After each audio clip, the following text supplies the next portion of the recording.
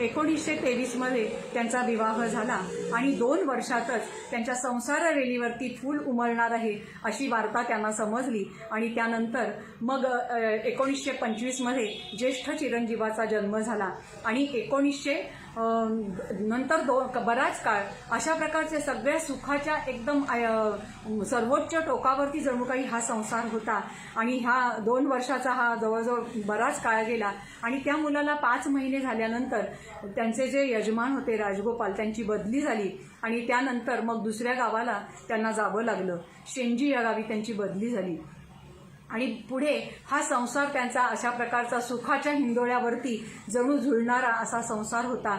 2 वर्ष झाली होती. आणखीन दुसऱ्यांदा 1927 काळ राजगोपाल जे त्यांच्या सेवेमध्ये होते त्या 1927 मध्ये त्यांच्या इन्स्पेक्शन होतं आणि त्यांचे वरिष्ठ अधिकारी इन्स्पेक्शनसाठी आले होते.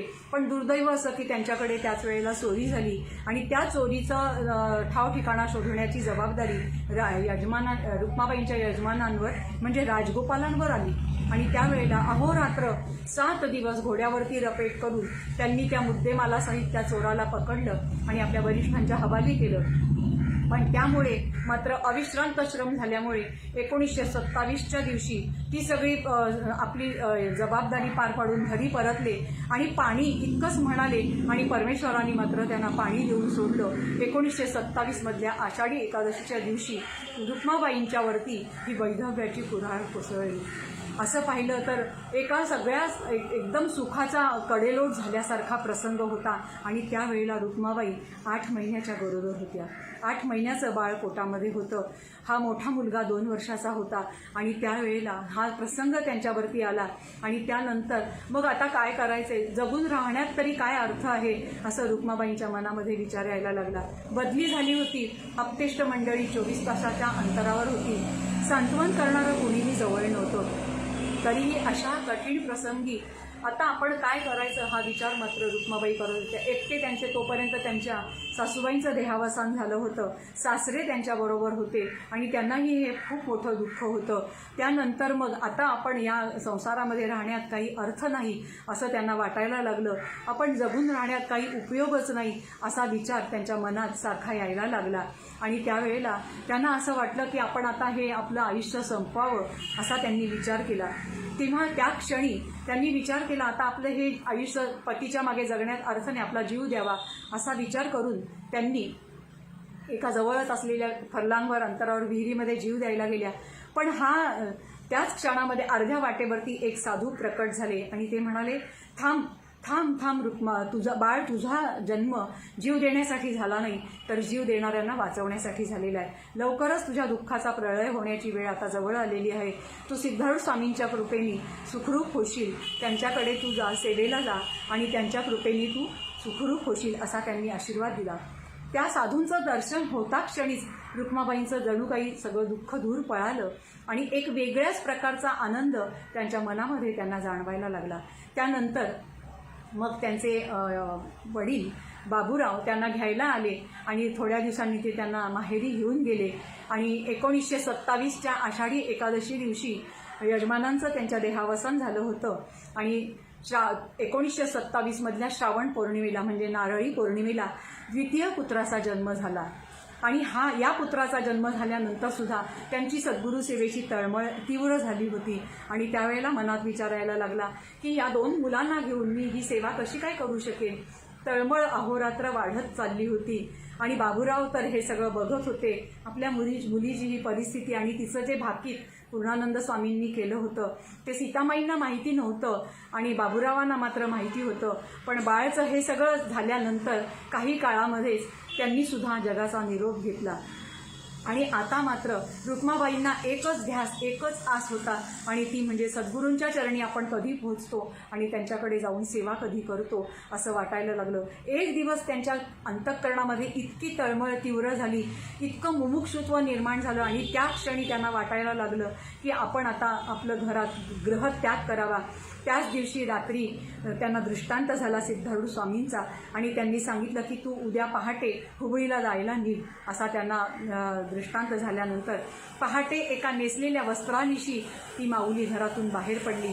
पदरामध्ये 2 महिन्याचं बाळ होतं, पण जी जगाची माता, ज्यांना जगाची माता व्हायचं होतं त्यांना 2 मुलांची माता होण्यामध्ये काही त्यांचं कर्तव्य वाटत नव्हतं आणि त्यामुळे तेवढ्यापुरता तात्पुरता त्यांनी त्या कर्तव्याचा त्याग केला आणि सद्गुरू सेवेसाठी निघाल्या. नेसलेल्या वस्त्रानिशी घरातून बाहेर पडल्या. जवळ 1 पैसासुद्धा नव्हता आणि त्यावेळेला प्रवास करायचा, तर त्या प्रवासामध्ये सुद्धा काय परमेश्वराची कृपा आणि त्यांचं सामर्थ्य आणि तेज की त्यामुळे त्यांना त्या प्रवासामध्ये कोणीही अडवलं नाही आणि लवकरच मग त्या कंडक्टरनी विचारलं नाही, नावाड्यानी विचारलं नाही, हुबळीच्या मठामध्ये पोहोचल्या. सद्गुरूच्या शोधात जसे शिष्य असतात तसे सद्गुरूसुद्धा शिष्याच्या शोधात असतात. जेव्हा त्यांची आणि रुक्माबाईंची भेट झाली तेव्हा सिद्धारूढ स्वामींनी हुबळीच्या मठात हे उद्गार काढले, आलीस तुझीच मी वाट पाहत होतो. अशा प्रकारचं ते सद्गुरू आणि शिष्याचं नातं. आणि मग तिथे असलेली विटांची सेवा, तसं पाहिलं तर ही अगदी ओली बाळंतीण ज्या वेळेला तुपाची धार घेऊन आईने जेवायला वाढावं अशा प्रकारचं त्या काळामधली ती वेळ होती. पण ही मात्र एक श्रेष्ठ सासर आणि माहेर संपन्न होतं, तरी केवळ सद्गुरू सेवा करण्यासाठी आर्ततेने त्या ठिकाणी पोहोचल्या होत्या. महाराजांनी गवंड्यांच्या हाताखाली जी सेवा दिली, ती सेवा केली, संपूर्ण भूमिका तयार होती आणि त्यामुळे त्यांची सेवा होती ती इतकी तन्मयतेने होत होती. 8-8 दिवस तळ्याच्या पाण्यावरती राहून सुद्धा त्यांनी सेवा केली. हुबळीमध्ये भोजनशाळेमध्ये कधीही रुक्माबाई हजर राहिल्या नाहीत. भोजनाची एकदा आपल्याला ध्यास लागला तर सेवेकडे दुर्लक्ष होईल या काळजीमुळे रुक्माबाई केवळ तळ्याच्या पाण्यावर राहायच्या किंवा कोणी अदृच्छेने जर काही दिलं तर तेवढ्यावरच त्यात आपलं जे भूक आहे तेवढ्यावरच दिवस काढायचा. अशा प्रकारे त्यांनी सेवा केली. इतकंच नाही तर केवळ घरादाराचा त्याग केला नाही, लहान बालकांचा त्याग केला नाही. एकच साडी होती त्यांच्याकडे जेव्हा हुबळीच्या मठात गेल्या तेव्हा. आज एक नूर आदमी 10 नूर कपडा अशी आपली परिस्थिती होते, पण हे सगळं त्यांच्या चरित्रामधून आपल्याला पाहायला मिळतं. एका साडीवर 3 महिने त्यांनी अर्धा भाग धुवायचा, अर्धा भाग वाळवायचा अशा प्रकारे त्यांनी काढले. आणि नंतर मग महाराजांच्याच प्रेरणेने त्यांना एका आजींच्याकडून 2 पातळं देववली गेली आणि ती पातळं त्यांनी मग महाराजांनी आज्ञा केली म्हणून मग त्याचा त्यांनी स्वीकार केला. अशा प्रकारची खडतर सेवा या माऊलींनी केली आणि अवघ्या 6 महिन्यामध्ये सिद्धारूढ स्वामींच्याकडून त्यांनी त्यांचं हृदय जिंकलं, त्यांची कृपा संपादन केली.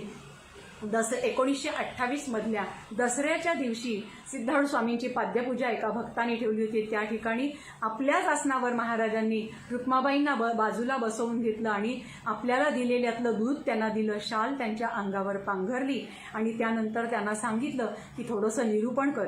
नामसंकीर्तन साधन पै सोपे या अभंगावरती रुक्माबाईंनी 2.5 तास निरूपण केलं आणि सगळी श्रोते मंडळी ते मंत्रमुग्ध होऊन गेली. त्यानंतर महाराजांनी रुक्माबाईंना सांगितलं की मी लवकरच समाधी घेणार आहे. आत्ताचा कलियुगाचा जो हा काळ आहे याच्यामध्ये माणसांची जास्तीत जास्त अधिकाधिक भोगाकडे वृत्ती आहे. विषय सुखामध्ये माणसं रंगून जातात. त्यांना त्याच्यापासून परावृत्त करून हरिनाम आणि हरिप्रेम प्रसारासाठी तू 12 वर्ष प्रयाण करायचं आहे आणि अशा प्रकारची तू सेवा करायची असं म्हणून मस्तकावर वरदहस्त ठेवला. ब्रह्मानंद त्यांना मिळाला. त्यानंतर सुद्धा महाराजांनी आज्ञा केली, ब्रह्मानंद जरी मिळाला तरी सुद्धा तो मुरल्याशिवाय पुढे तुला त्याच्यानंतरच तो पुढच्या कार्याला लाग. 12 वर्ष कीर्तन सेवा कर आणि त्यानंतर अनगोळला तू स्थायिक हो.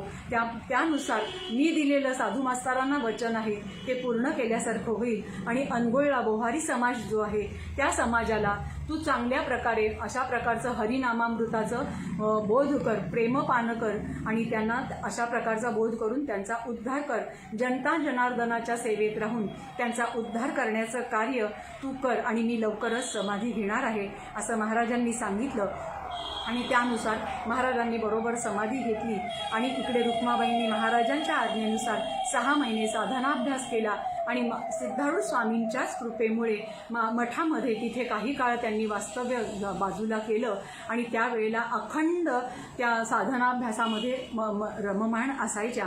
आणि त्यांच्या प्रेरणेमुळेच एच राव बहादूरराव प्रिन्सिपॉल हे बेंगलोरचे मद्रासचे बेंगलोरला चालले होते आणि त्यांच्या पत्नी गिरिजाबाई यांनी रुक्माबाईंना खूप आग्रह केला आणि तुम्ही आमच्याबरोबर चलावं म्हणून त्या मद्रासला बेंगलोरला त्यांच्याबरोबर घेऊन गेल्या आणि ही त्यांची पहिली बेंगलोरला कीर्तनाची पहिली सुरुवात झाली आणि त्यांच्या कीर्तन सेवेचा प्रारंभ झाला. अशा प्रकारचं त्यांनी 12 वर्षाच्या कीर्तन सेवेची ही सुरुवात केली.